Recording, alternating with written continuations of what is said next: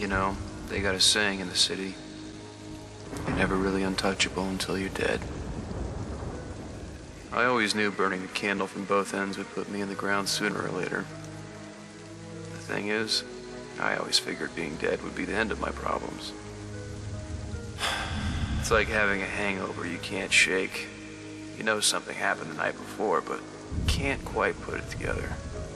And every time you think about it, you feel like you're gonna pass out.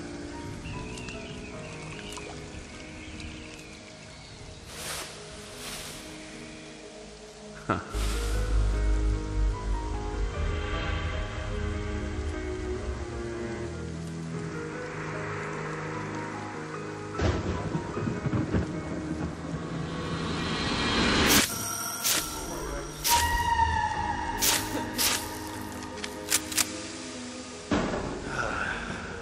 That was helpful. A few more of those, I might as well close the case on this one. On the other hand, clearly I'm not that lucky.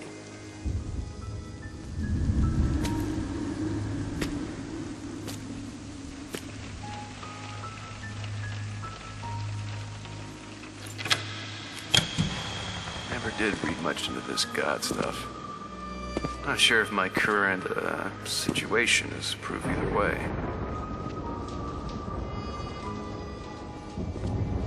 At this point, couldn't hurt.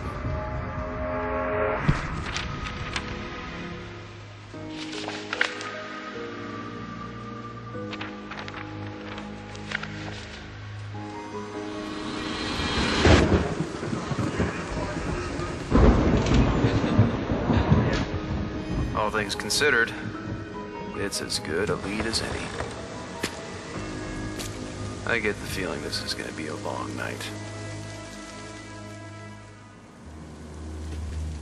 You see, the mob used to run this town, and our boys in blue couldn't do much about it. I ran the beat with the best dead partner in the city. No matter what we did, they were untouchable. That is, until this lovely dame got caught in the middle of a shootout. Poor thing. Turns out she was engaged to a political up-and-comer. It wasn't lowlifes killing lowlifes anymore. Edward's fiancé was high society, and his grief caught the attention of the entire city. Suddenly, it was open season on the mob. More like the Wild West. Payback for every scumbag that greased their way through the cracks. After taking down the mob, the city practically begged Edward to take City Hall. Don't know why we even bothered counting the votes when the city's preeminent savior was on the damn ballot. He called me a war hero, can you believe that? The press ate it all up. All I could do was smile like an idiot and nod my head. I'll be honest, it was hard not to like the guy after that. Eddie was a good man, somehow above all the bullshit. One of the few pleasant individuals in otherwise snake-fed, self-righteous, entitled wasps. All due respect, of course.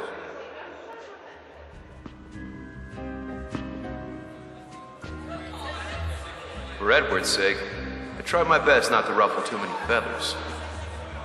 But then, there was Frank. I knew 100 guys like this on the street.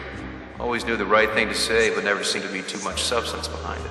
Right place, right time kind of guys. And Frank found himself riding Edward's coattails all the way up to the deputy mayor. Kitty Sternwood. She had the looks and the last name to do whatever she wanted. I had no business talking to a girl like that, but I was too drunk to know any better or care for that matter. I'd be lying if I said I was a gentleman that night. She was something else. The only problem was, she was seeing someone else. Edwards. Spent as much time here as I did on the beat, with one hell of a partner, Sam.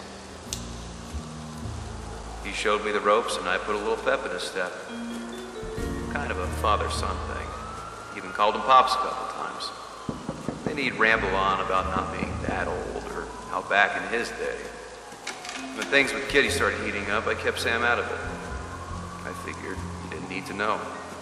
But maybe things would have been different if he did. We both should have gotten the star treatment from the mayor, but if Sam had any complaints about being left out of the spotlight, Sure didn't show it. After what we went through, he said it was my time to live a little.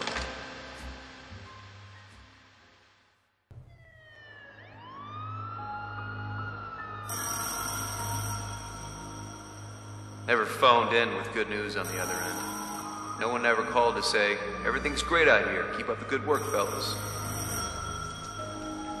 Yeah, I remember now. Sure wish I didn't. It was cold and wet. The morning that poor fella damn near tripped over the mayor's crumpled body.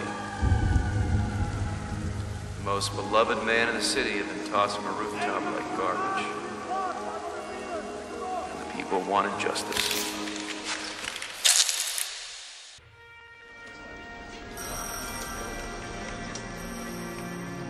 We all pulled double shifts for months trying to figure out how the hell this thing went down on our watch.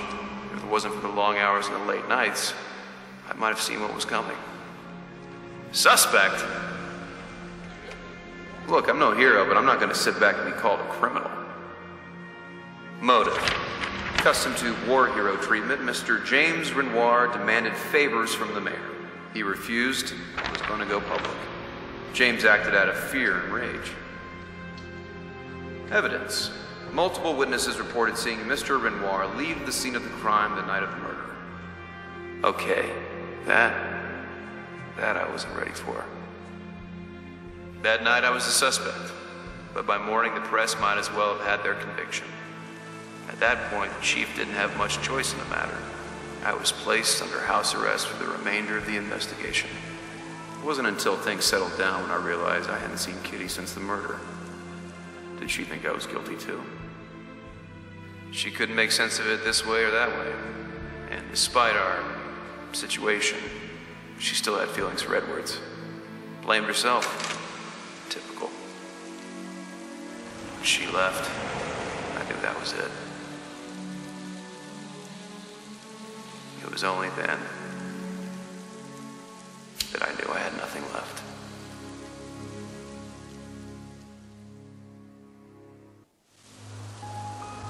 I'd be stupid not to see it was a setup, but I didn't have enough to piece everything together. I had to be out there, doing real casework that ends with the right suspect. With Edwards gone, Frank stepped in as deputy mayor, vowing to continue Edwards' work.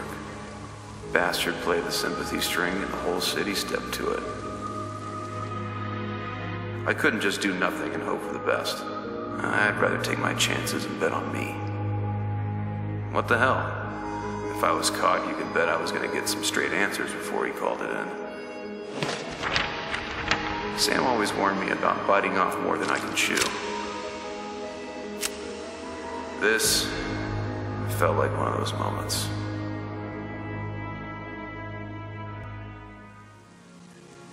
It now made sense why he brought me here. He would spin a story about a crazed detective returning to the scene of the crime in an attempt to finish off the mayor's office. Frank would be the hero who avenged Edward's murder. And I'd be dead. I'd like to say there was more to it, but that witty louse remark seems less important when you're staring down the barrel of eternity and there's a little more you can do but watch.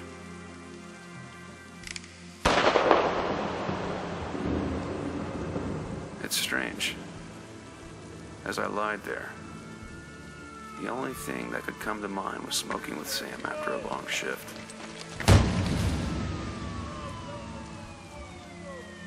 I could almost hear him.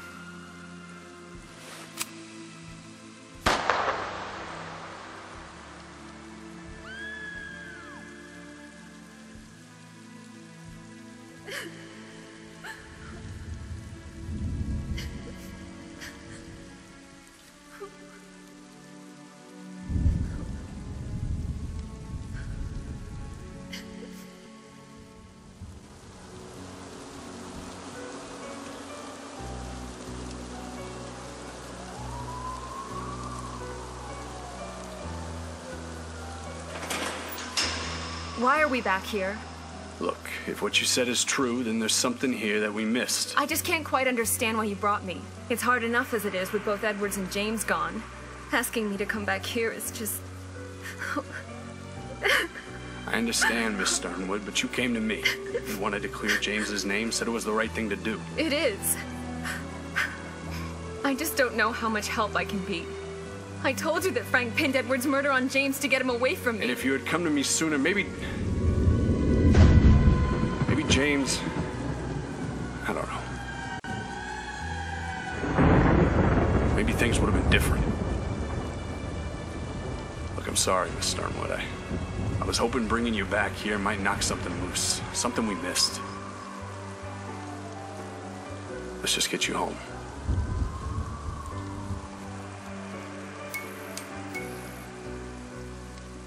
Well, hold on now.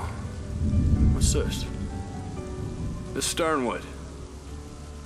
What do you suppose this is?